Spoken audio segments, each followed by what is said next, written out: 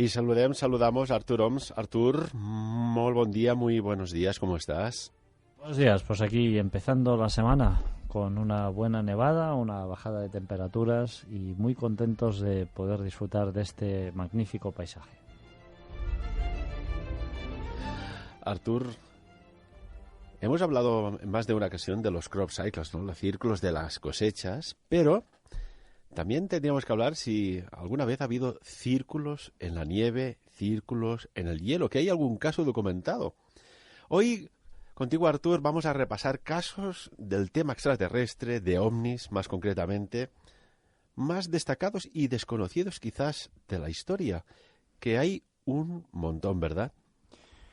Pues sí, hay un montón de casos y antes de empezar a atacar todos estos casos, Ferran, déjame que salude especialmente a un oyente que nos escucha fielmente desde Ecuador.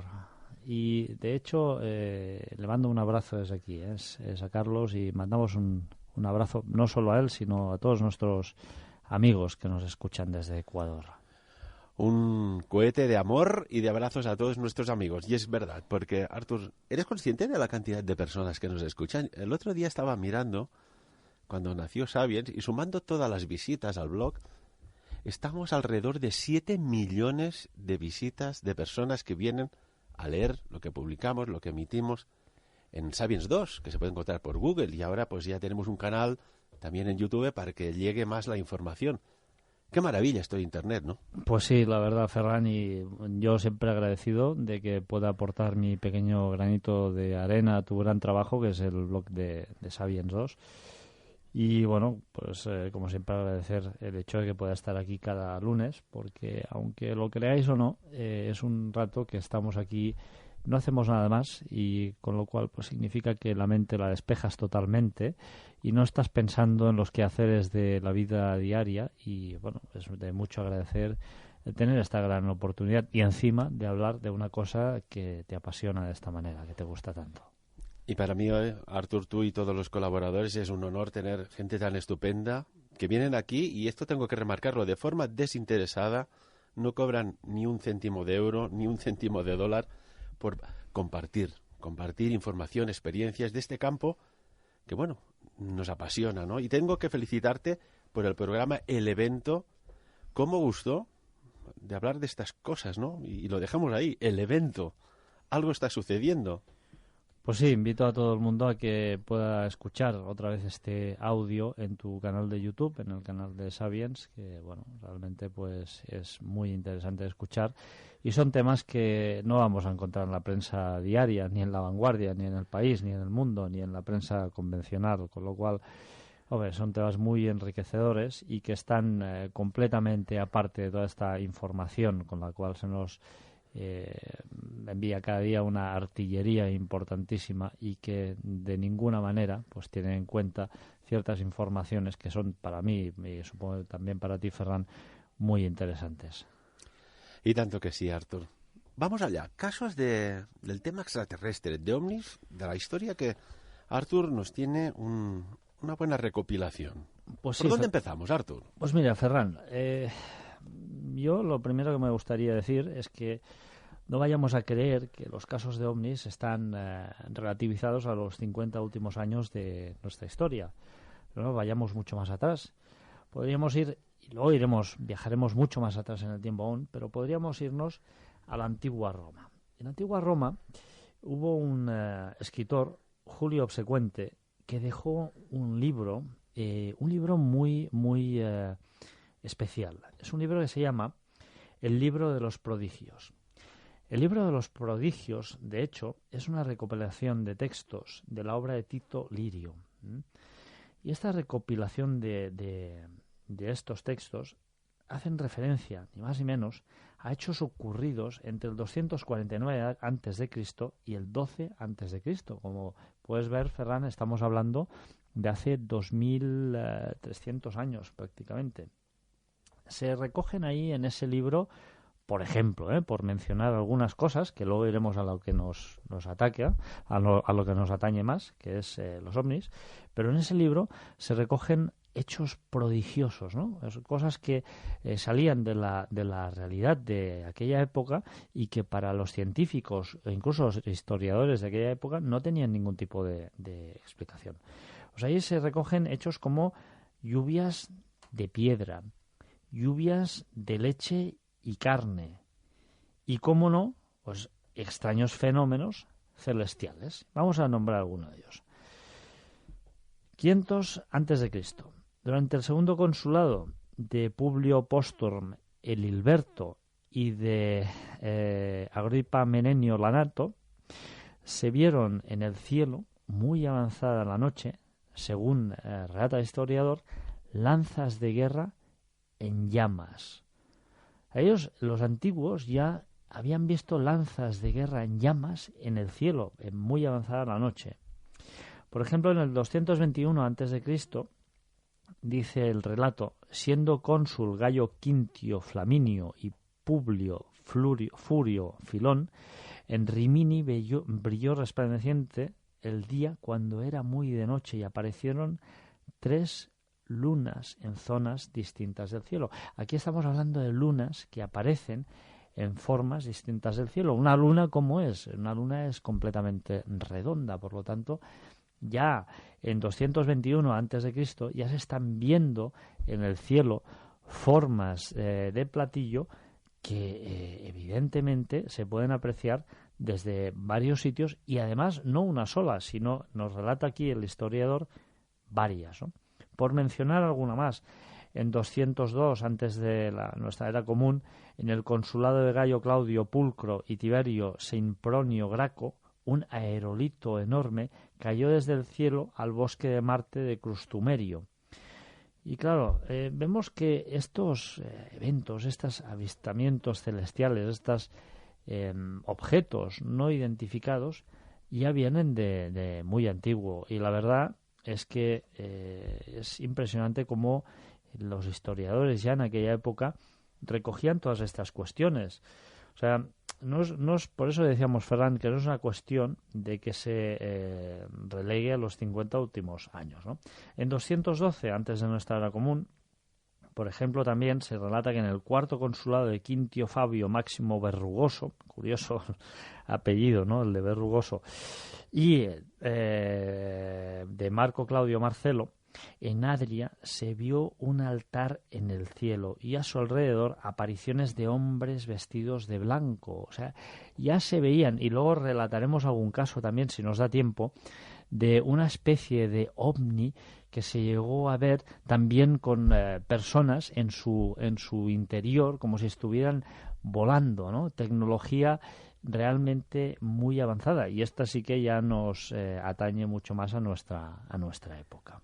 Qué maravilla, Artur, o sea, has consultado a documentos de muy antiguo, ¿no? Porque siempre se habla, pues, más o menos del caso de Roswell hacia hoy día, pero hoy bajamos a tiempos de la República de Roma, no eran imperio aún. Y para hablar también de tiempos antiguos, tenemos comunicación telefónica con nuestro asesor en temas de egiptología, como es el Josep de Alberto. Josep, muy buenos días, ¿qué tal, cómo estamos? Buenos días, Ferran, encantado de estar con vosotros. Y un poco resfriado para estar a la moda con estos días. Josep, solo un detalle. Yo recuerdo que hace tiempo nos comentaste de un caso que se descubrió un objeto aeronáutico en tierras egipcias y estaba escondido bajo tierra. ¿Nos podías recordar aquel descubrimiento, qué sucedió y qué pudo llegar a desencadenar? Sí, por supuesto. Sí, tenemos sí, a Artur Oms, que lo conoces muy bien, al otro lado también. Os tengo... Sí, hombre. Buenos días, Arturo. ¿Qué tal, hombre? ¿Cómo... Cuéntanos, Josep. Sí, mira, esto fue más o menos en el mes de abril, más o menos, abril-mayo del año 1967, en Dashur. Dashur es un sitio que está a unos 10 kilómetros más o menos, de entre 8 y 10 kilómetros de Saqqara. Sabéis que en Saqqara hay la pirámide escalonada. Entonces, allí se estaba haciendo una prospección por parte de los egipcios arqueológica, muy cerca de la pirámide encorvada o romboidal, como quieras llamarla, ¿no? Entonces, descubrieron un objeto, no dijeron que fuese un objeto aeronáutico ni mucho menos, pero sí un objeto lenticular con una medida más o menos aproximada de 12 metros de diámetro, y esto quedó así, o sea, estaba en estudio por parte de las autoridades del Ministerio de Cultura egipcio y de varios arqueólogos, ¿no? Entonces, de la noche a la mañana hubo una incursión, por la noche, hubo una incursión israelí profanando y violando las fronteras de Egipto. Entraron por lo que es la parte del Sinaí y llegaron hasta la misma situación. Entonces cogieron este objeto con unos camiones y únicamente se fueron. A partir de aquí, cuando lo descubrieron las autoridades egipcias, se montó un perímetro de seguridad, se montó una represalia, y a partir de esta represalia es cuando se explotó la guerra llamada la Guerra de los 6 días, que en la misma participaron Jordania y otros países árabes en contra de esta profanación de las fronteras egipcias. ¿Nos estás diciendo, Josep, que hubo una operación... Perdón, que estoy resfriado. No hace falta pedir perdón. Yo siempre he dicho, hay que respetar. Si los virus entran es porque están a gusto. Y si salen es que buscan un cuerpo mejor. No te preocupes. ¿Nos estás diciendo que hubo una operación militar científica, arqueológica secreta? Sí, súper secreta. Como muchísimas más cosas hay en Egipto que no han salido a la luz, todas determinantes en este caso o casos similares. Desde aquella fecha, a partir de que hubo la guerra y todos sabemos cómo terminó. La guerra de los 6 días, ¿verdad? ¿Cómo dices? La guerra de los 6 días. Estaba la coalición conocida como la República Árabe Unida, que había, como bien decías, Egipto, Jordania, Irak, Siria. Eso es, exacto. Sí. Uh-huh. Se unieron todos estos países porque reconocieron que fue una vulneración y una violación de las fronteras de las fronteras de Egipto, ¿no? Entonces hubo esta guerra desgraciada, y bueno, la ganaron los que ya sabemos. Bueno, hicieron un ataque preventivo, ¿no? Los aviones estaban en los aeropuertos y quedan fulminados. Sí.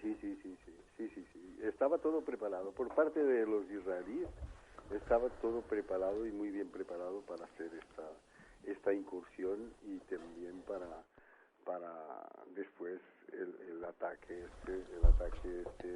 yo diría a traición, ¿no? Que nadie se esperaba, claro. Por eso duró 6 días, ¿no? ¿Qué se llevaron exactamente? Porque es lo que nos interesa. ¿Qué se llevaron? ¿Qué se llevaron, Josep? Se llevaron un objeto lenticular de 12 metros aproximadamente de diámetro que supuestamente ¿me puedes disculpar un momento? Bueno, no, es igual. Oye, supuestamente se trataba de un objeto que hacía miles de años, cuidado, un objeto metálico, que supuestamente hacía miles de años que estaba enterrado en las arenas de Dashur. A partir de aquí se montó una base militar en la zona que aún hoy está. Y si quieres ir a Dashur a ver la pirámide roja de Snefru o la pirámide encorvada, tienes que pedir un permiso especial para poder transitar por aquel perímetro. Josep de Alberto, muchísimas gracias por este apunte. Ahora lo analizamos con Artur. Y cuídate el resfriado. Gracias, muchas gracias. Un abrazo, Josep. Hasta luego. Artur, impresionante, ¿no? Un objeto lenticular de unos 12 metros de diámetro en el cual supuestamente había tecnología. Sí, y es que los egipcios todos conocemos, pues bien sabido, que ellos tenían un gran contacto con al menos seres de otras galaxias o constelaciones, por así decirlo, porque tenían conocimientos muy avanzados que no podían haber sido fruto de su propia recolecta, sino de alguien que se los hubiera dado. Entonces, el hecho de que se llevaran este objeto que, por cierto, tiene una forma y característica muy similar con otro que detallaremos luego, pues hombre, significa ni más ni menos que muchas veces se nos ocultan cosas, extracciones, y hay una arqueología que nos es prohibida a los mortales, porque seguramente lo que haría que se tambaleasen los cimientos de la humanidad. Entonces estas cuestiones son muy curiosas, ¿no? Y hablando de África, porque de hecho Egipto está en África, podemos ir no muy lejos de allí y nos podemos dirigir hacia una pequeña tribu que es muy desconocida, y es la tribu de los Dogones. Este pueblo ha transmitido de generación en generación y de forma oral sus conocimientos. Y de hecho, gran parte de su legado viene de unos misteriosos seres llamados los gnomos, que según los sacerdotes de los Dogones, siempre según sus sacerdotes, llegaron en una arca voladora. Y aquí fíjate, una arca es algo alargado, ¿no? Y Josep también nos hablaba de un objeto lenticular que también es alargado y que también seguramente en su día fue un objeto volador. En este caso era un arca voladora que surcaba los cielos. Y de hecho los dogones describen muy bien la aparición de este arca, porque de hecho ellos incluso llegan a citar, y decimos citar porque es siempre verbalmente, porque sus conocimientos los transmiten verbalmente de generación a generación. Llega a aparecer este arca cerca de la tierra del zorro, que llaman ellos. Y de hecho está muy bien descrito, porque dice que en su aterrizaje el arca desplazó un montón de polvo, e incluso llegó a crear un torbellino. Incluso la violencia del impacto del aterrizaje de este arca dejó la tierra, según relatan los propios dogones, áspera. De hecho, de este arca bajaron unos seres, estos seres los gnommo, que eran tan rojos como el fuego. Los gnomos, según los dogones, son designados como señores del agua o los instructores, ya que además estos seres parecía que eran anfibios, y os invito a que miréis algún grabado de estos seres en internet y veréis que parecen como una especie de seres anfibios. Pero lo interesante viene ahora, porque esta tribu, con estos conocimientos, y nos vamos hay ciertos nexos, ¿no?, con Egipto también, pues tenían uno de los ancianos que aún estando vivo pudo ser entrevistado por varios historiadores, Ogotomeli, uno de los ancianos de la tribu, reveló que los gnomos les habían dado a conocer a ellos, a los dogones, la existencia de los anillos de Saturno, mucho antes de que estos pudieran ser observados con ningún tipo de tecnología que hoy conocemos hoy en día. Es más, una de las principales, o yo diría que casi la principal fiesta de los dogones, es el Sigi, y es una fiesta, una celebración que se realiza cada 50 años. ¿Y a que no sabes con qué coincide, Ferran? Cuéntanos. Pues coincide con el periodo orbital de Sirio B. Y hay que ser muy exacto científicamente para saber cuándo es el periodo orbital de esta estrella de Sirio B, que además es la rectora de los fundamentos mitológicos de los dogones. Ellos conocían a esta estrella, a Sirio B, como Po Tolo. Tolo significa estrella. Y realmente, Ferran, es muy inquietante el hecho de que, bueno, luego siempre tendremos las voces discordantes y todos estos negacionistas. Mira, no te preocupes, Artur, porque en una reunión de vecinos siempre hay, de una comunidad de vecinos, el que discorda y lía y enturbia una reunión cordial. Exacto. O sea, ya estamos acostumbrados a estas cosas. Pues aquí tendremos los negacionistas, los que se dedican a decir, bueno, sí, pero todo esto está amañado, porque sí, está amañadísimo, pero esta gente, esta tribu lleva celebrando la fiesta de Sigi por siglos y cada 50 años haciendo coincidir el periodo orbital de Sirio B. ¿Qué tecnología, Ferran, les permite a esta gente que van prácticamente en taparrabos, por no decir otra cosa, el hecho de establecer con esta exactitud, estamos hablando de 50,9 años, esta fiesta, y además siempre coincidiendo a la perfección?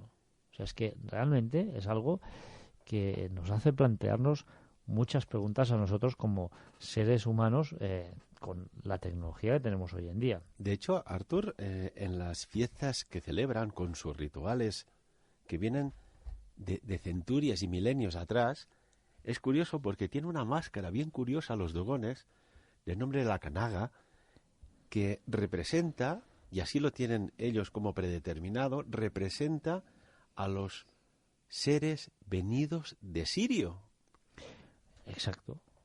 Exactamente. Ellos en sus danzas ancestrales representan toda esta cuestión. Tenemos que recordar que Sirio está a una distancia de 8,6 años luz y es la quinta estrella más cercana al sistema solar. O sea que no estamos hablando de una estrella que se pueda ver así sencillamente, ¿no?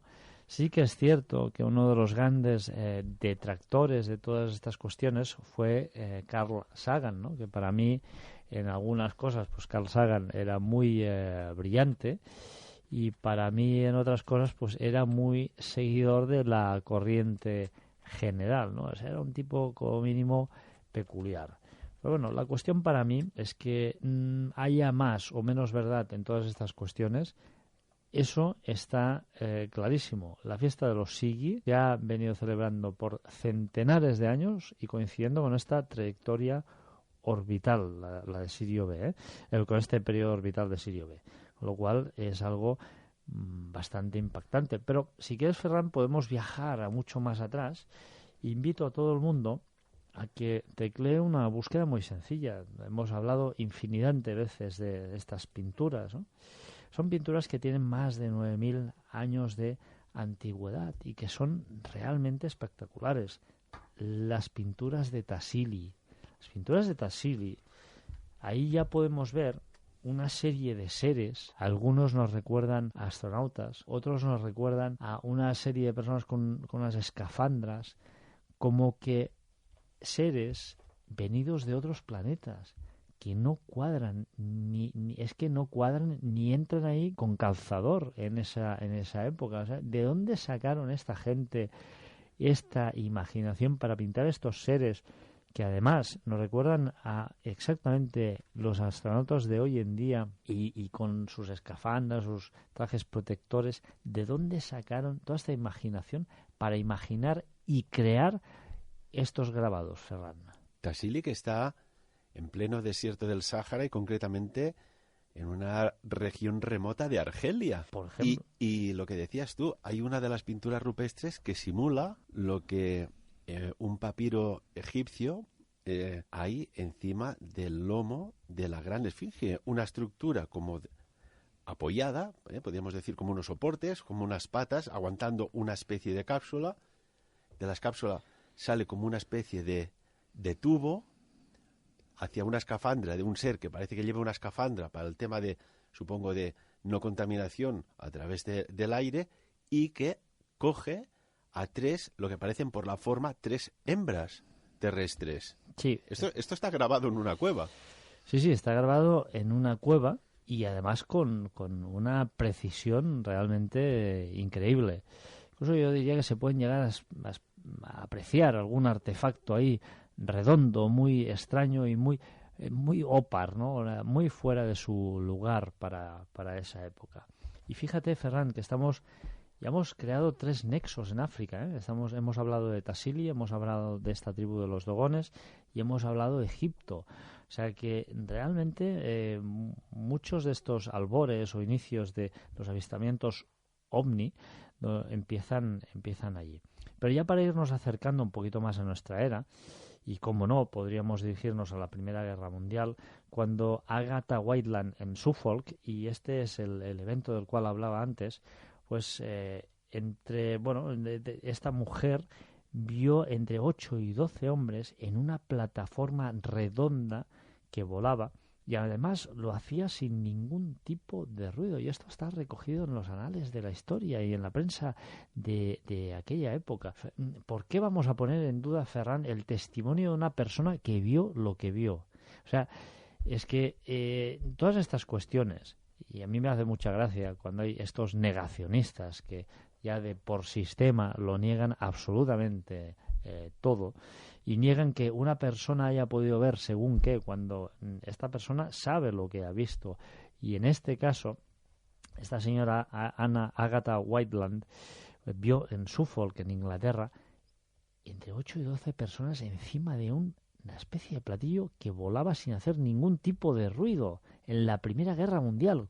Claro, es que además, Ferran, esto nos apunta que muy posiblemente los gobiernos hayan tenido acceso a tecnología antigravitatoria que hayan podido desarrollar incluso cosas y cuestiones, porque aquí estamos hablando de que vio entre 8 y 12 personas, seres humanos, no extraterrestres, no, vio entre 8 y 12 personas montados sobre un platillo, con lo cual, hombre, yo entiendo, Ferran, que los gobiernos tienen mucha más información de la que nos quieren hacer creer, y que es más que evidente que han podido desarrollar tecnologías mediante todos estos descubrimientos que nos han escondido sistemáticamente.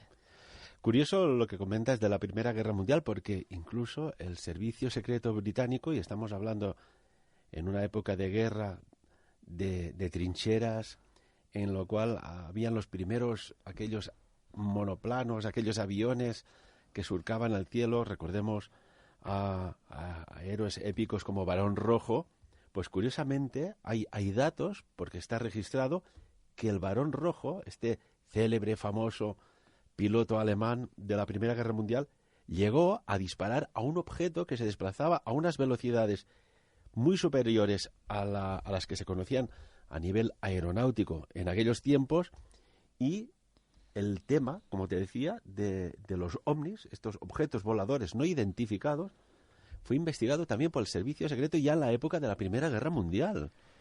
No, y es que no solo el Barón Rojo y no solo en la Primera Guerra Mundial han habido eventos de ver platillos o ovnis, ¿no? Objetos voladores no identificados, y dispararles sin que tuvieran ningún tipo de efecto, sino que ya también en la Segunda Guerra Mundial. Y si quieres nos podemos avanzar un poquito más. La Segunda Guerra Mundial, el 25 de febrero de 1942, imagínate un tipo entrando en la sala donde está Roosevelt y entregándole un informe. Pues este buen hombre era George Marshall. Y George Marshall le entrega a Roosevelt un informe donde él mismo dictamina que aviones o naves no identificadas sobrevolaron Los Ángeles. Y es que no lo hicieron en cualquier circunstancia, no.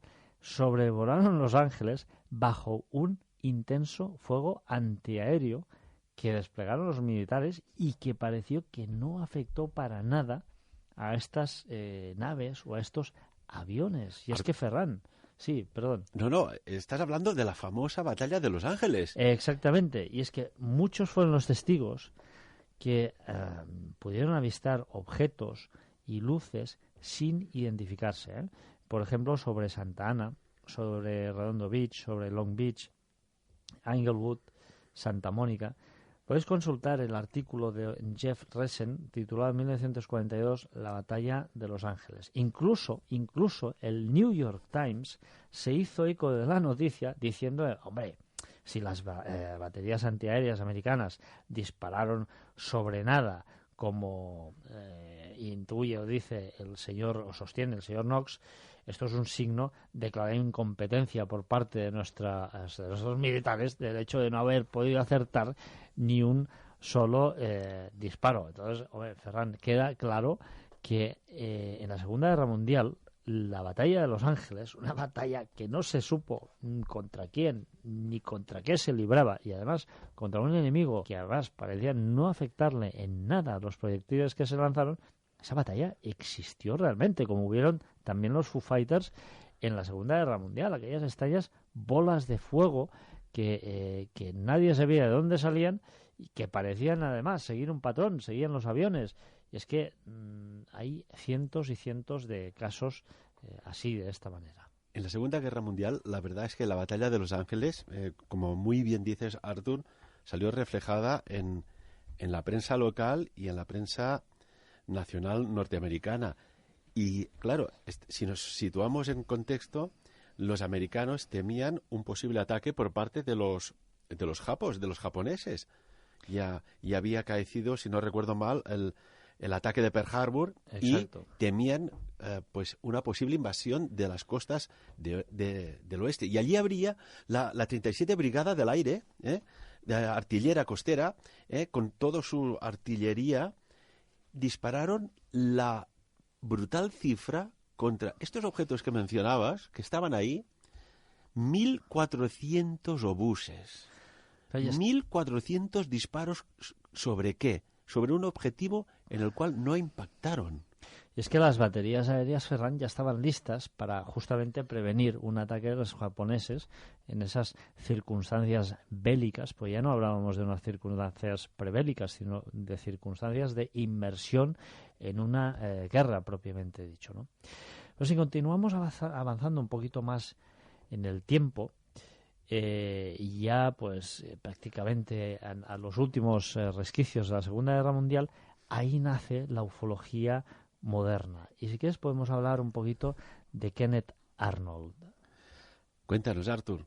Antes de olvidar la Segunda Guerra Mundial, hubo otro efecto anómalo, que ya se sitúa cuando la Operación Barbarroja de la Wehrmacht alemana, también con la Luftwaffe, evidentemente, en aquel frío enero de 1943 en tierras de Kuban, en la cual murieron 1.500 soldados alemanes, con una muerte más que misteriosa que a día de hoy parece que está clasificada por los archivos soviéticos y ahora rusos bajo secreto, de qué sucedió allí en las llanuras de Kuban. 1.500 soldados alemanes murieron de una forma extrañísima, bajo ningún disparo de los soviets. Las gentes aldeanas de la zona vieron como unas esferas, unas bolas, que los dejaron literalmente como petrificados. No helados, petrificados.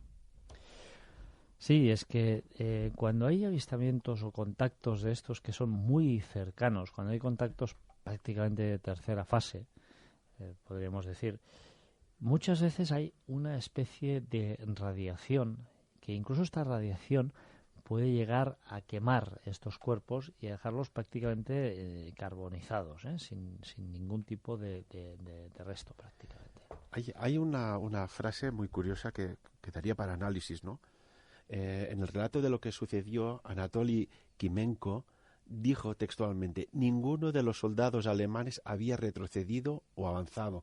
Todos y cada uno de ellos permanecían en su puesto como petrificados. Y claro, los alemanes a partir de aquel momento se asustaron porque pensaron que los soviéticos tenían un arma secreta que los podía fulminar en un momento, y no eran ni soviética ni alemana, de autoexperimentación propia, ¿no? Sí, no es la primera vez que centenares de soldados mueren o perecen bajo extrañas circunstancias. Por ejemplo, en la Antártida todos sabemos lo que acabó pasando, ¿no? Que incluso se derribaron aviones de manera totalmente sospechosa, ¿no? Ya le dicen, ¿no?, la guerra que nunca existió, que lucharon contra los pingüinos, una flota armada, una task force tremenda en la Antártida. ¿Contra quién lucharon? ¿Por qué murieron? ¿Y Pues qué no, sucedió allá? No se sabe, Ferran. Pero Seguimos, Artur, cuéntanos. la cuestión es que pocos años después, en 1947, concretamente el 24 de junio, tenemos al padre de la ufología moderna, por decirlo de alguna manera, ¿no? El que catapultó a la prensa pues todas estas cuestiones, y es el famoso Kenneth Arnold. Kenneth Arnold era un civil que él lo que hacía es, bueno, pues pilotaba aviones civiles. Misteriosamente desaparece un avión militar y Kenneth Arnold sale con su avioneta Kaller en busca de este avión. Y mientras él volaba, sobre las 3 de la tarde, él percibe 9 aeronaves en formación sobre el monte Rainier en Washington. De hecho, eran naves muy brillantes y él las define que, vamos, él, una persona que tenía mucha experiencia en aviación, él define como estos objetos que no eran avionetas. Él tenía muy claro que no eran avionetas. De hecho, tenían forma de platillo, pero no totalmente avalado, sino digamos como un croissant, una luna a 3/4 partes. Como lo que dibujó el almirante Richard Byrd, que vio en la Antártida, una especie de media luna voladora. Exactamente, y es un dibujo que vamos reencontrando en la historia de la ufología en varios casos. Y de hecho él, Kenneth Arnold, con su cronómetro, llega a cronometrar estas naves, y él, por sus mediciones de tiempo, llega a concluir que estas naves iban a más de 2.000 kilómetros por hora, cosa que era, en aquella época, era imposible. Y a partir de ahí, pues todos empezamos a ver que miles de avistamientos y grandes oleadas ovnis. ¿Por qué? Pues porque se populariza, y de hecho una persona pues como Kenneth Arnold, que además era bastante mediática, pues él sin ningún tipo de pudor relata estos hechos a la prensa, y con lo cual pues ahí empieza a popularizarse toda esta cuestión. De hecho, luego posteriormente ya no solo veríamos avistamientos de naves espaciales, sino que aparecerían los primeros contactos con humanoides, ¿no? Véase, por ejemplo, vayamos a Hasselbach, en Alemania Oriental, y retrocedamos, o en este caso avancemos de 1947 a 1950, donde Oskar Linke y su hija, Oskar Linke, un alemán de 48 años, y su hija Gabriel, de 11 años, pues oye, ellos iban tan tranquilamente en motocicleta y pinchan la rueda de la motocicleta. Bueno, entonces el padre, Oskar Linke, empieza a reparar esta rueda, y su hija, pues esperando que el padre reparara la rueda, se dirige o se adentra 150 metros en un bosque. De hecho, a ambos extremos de la carretera estaba rodeada por bosques, y ve lo que parece ser en un principio pues como dos especies de ciervos. La niña se va acercando, y al final el padre, que ve que la niña se acerca al bosque mirando estos animales, se va con ella a ver qué estaba mirando su hija, y Ferran, ¿cuál es su sorpresa? Que no eran ciervos, eran dos seres de 1,20 m de altura, con unas prendas brillantes, unas prendas, por cierto, de aspecto metálico.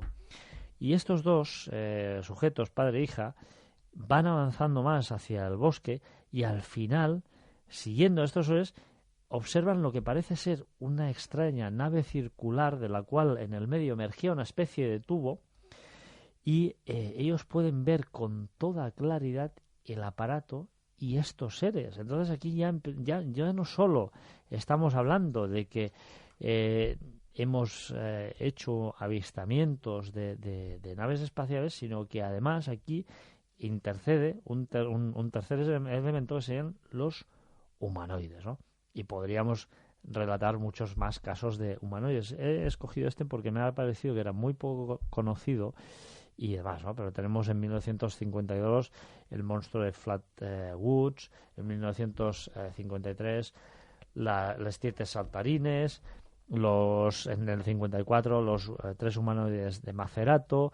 Hay muchos y muchos casos de avistamientos a partir de ahí, y parece ser que a partir de que Kenneth Arnold populariza toda esta cuestión, la gente pierde el pudor, la vergüenza, y al ver que un personaje como Kenneth Arnold, sin ningún tipo de problema, pues él divulga su avistamiento, pues la gente se siente mucho más abierta. Y tenemos que recordar también, Ferran, que todas estas cuestiones, la mayor parte, transcurren en Estados Unidos, una cultura que está muy acostumbrada a todas estas cuestiones y que además no tiene ningún tipo de vergüenza en admitir todas estas cuestiones. Es más, hay grupos en Estados Unidos que se dedican única y exclusivamente a seguir todo este tipo de cuestiones que están muy popularizadas. Y luego te voy a relatar, Ferran, si me da tiempo aún, un caso en Hopkinsville que realmente es escalofriante. Pues no lo demores más, Artur. Hoy, entre el frío exterior y el escalofrío interior, esto será una sacudida adrenalínica. Cuéntanos. Pues mira, Ferran, es un caso que he podido encontrar en un libro que recoge 50 casos de ufología y realmente pone los pelos de punta. Se le llama el incidente de Kelly Hopkinsville. Pongámonos en contexto. Estamos en una granja muy apartada, y hay dos familias compuestas de 7 adultos, que recordar, y 3 niños. Pues bien, Ferran, mientras ellos están tranquilamente en la granja, ahí aparece un platillo volante con además todos los colores del arco iris, según describen los adultos, y ahí empiezan a bajar una serie de seres que además se ponen por todos los sitios, ¿eh? O sea, ellos están en el techo, van invadiendo todo lo que es la granja, y durante 3 horas, Ferran, están asediando los miembros de la granja. Llega un momento que los adultos, 2 de ellos, agarran escopetas y empiezan a disparar contra estos seres sin ningún tipo de efecto. ¿Tú te imaginas, Ferran, ver a unos seres bajar de una nave y estar estos seres 3 horas asediándote allí? Pues esto pasó, sucedió y está recogido. Bueno, no tenemos que ir muy lejos, Artur, que hay el caso de una persona que dio un toque de alerta porque habían unos niños una noche jugando en el tejado de su casa. Fueron pues las personas pertinentes a ver qué estaba sucediendo. El hombre estaba frío, sudoroso, pálido, y les explicó que habían 2 niños jugando arriba en el tejado de su casa, una casa pairal. Y resulta, cuando se le pidió que hiciera la descripción de cómo eran los niños, eran de color blanquigris, con unos ojos negros en forma almendrada, y habían desaparecido. Y aquella persona, te aseguro yo, que no tenía ni idea de que eran los grises. Hay tantos y tantos casos, Artur. Somos un planeta observado, seguido, analizado, experimentado. Pues sí, Ferran, yo creo que sí. Y en este caso que relatábamos antes, la CIA intervino, ¿no? Seguramente en el que tú relatas no intervino porque no la tenemos aquí, pero si hubiera estado y hubiera sido el caso, seguramente que hubiera intervenido. De hecho, el mismo Winston Churchill, él tuvo que ocultar varios avistamientos de ovnis para evitar el pánico en la ciudadanía, y esto se ha desclasificado recientemente en una serie de documentos. Y yo tengo aquí en mi libreta muchos más casos y se nos van a quedar en el tintero, ¿no? Por ejemplo, Adolfo Suárez, recordemos las preguntas de Enrique Mújica en septiembre de 1980 en el Parlamento español, ¿no? Cuando el famoso caso del Super Carabel, y le pregunta qué clase de aparato provocó el desvío del Super Carabel, por qué 3 tráficos de origen desconocido permanecen durante más de 4 horas en el espacio aéreo, y qué clase de aparatos obligan al despegue de un Mirage F1. O sea que muy cerquita en nuestra geografía española también tenemos casos. Y bueno, se nos quedan muchísimos porque el tiempo no da para más, y como dices tú, no se puede estirar el tiempo en la radio, ¿no? Pero realmente el caso este de que se le preguntó a Adolfo Suárez, presidente del gobierno español, en 1980, fue muy inquietante, porque además los objetos Los objetos que llegaron a ver el piloto del avión, según el relato del propio piloto, un piloto de avión, cuidado, que son personas con miles de horas de vuelo y con una experiencia brutal, que saben lo que están viendo, que saben que están viendo un avión, o que están viendo una luz, o que están viendo una estrella, o que están viendo un astro. Él dijo que estos objetos parecían anticiparse a los movimientos del avión, y de hecho fue tan bestia el avistamiento que obligó a realizar un aterrizaje de emergencia de la misma aeronave, Ferran. Y esta cuestión jamás se ha llevado a resolver. Y de hecho estamos hablando en 1980, o sea, estamos hablando de hace 37 años, no estamos hablando de hace 300 ni 400 años. A lo mejor cuando estemos hablando de este caso de aquí 100 años dirán, sí, pero es como muy descafeinado y se pondrá en duda porque... Pero no. Tengamos presente que pasa lo mismo con los casos que estamos hablando hoy en día de hace 200 años. En aquel momento no se cuestionaron y ahora los cuestionamos. ¿Por qué desacreditamos? ¿Por qué tendemos a desacreditar las cosas? Artur, y por ejemplo, hay un detalle. Los chinos saben mucho sobre esta cuestión y han construido el mayor radiotelescopio, esta oreja que escucha cualquier paso, incluso podríamos decir de un mosquito, años luz de la Tierra, por algo, porque ellos tienen documentado mucha información sobre el tema ovni, sobre el tema extraterrestre. Y, por ejemplo, lo que ya parece ser increíble es lo que se vio en la ciudad china de Shanghái y Foshan, que se vio algo increíble, y es una especie de ciudad suspendida en el cielo. Es como si la tercera dimensión y la quinta chocaran y se diera a ver algo que es invisible en condiciones normales. Un fenómeno similar se vio sobre Hastings, Inglaterra, que Inglaterra también es un sitio muy ufológicamente hablando activo. Oye, es que, Ferran, hay cuestiones que son de difícil explicación, como el hecho de ver casi naves que son auténticas ciudades flotantes, y que hay personas que las han visto, y aquí, y lo digo públicamente, me merecen todo el respeto y credibilidad porque las han visto, o sea, no se las han inventado. En junio de 2017, unas personas que estaban en un pub en Bracknell, en Berkshire, en Inglaterra, fotografiaron, y están las fotografías en Internet, 2 esferas que se ven muy bien, o sea, y están fotografiadas, y estamos hablando de junio del 2017, 2 avistamientos de discos brillantes en Inglaterra, o sea, es que realmente hay muchísimos casos. Artur, estamos al límite del tiempo. Te tengo que agradecer toda esta documentación que nos has aportado, que el tema extraterrestre, el tema ovni, ya viene de muy antiguo, y que está claro que, llegando a esta conclusión, creo en la existencia de una inteligencia superior en el universo. Y repito, si me permites, creo en la existencia de una inteligencia superior en el universo. Y no lo digo yo, amigos y amigas, lo dijo en su momento Thomas Alva Edison. Tengo 10 segundos, ¿sí? Y tanto que sí. Pues mira, Ferran, yo lo que te quería decir es que en el mundo de la ufología es cierto que hay mucho engaño, también hay muchos errores de bulto o confusiones, ¿no?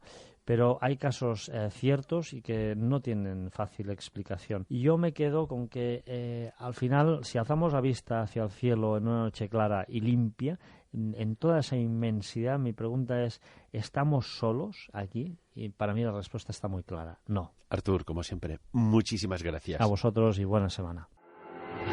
Sapiens. Dirigit i presentat per Ferran Prat.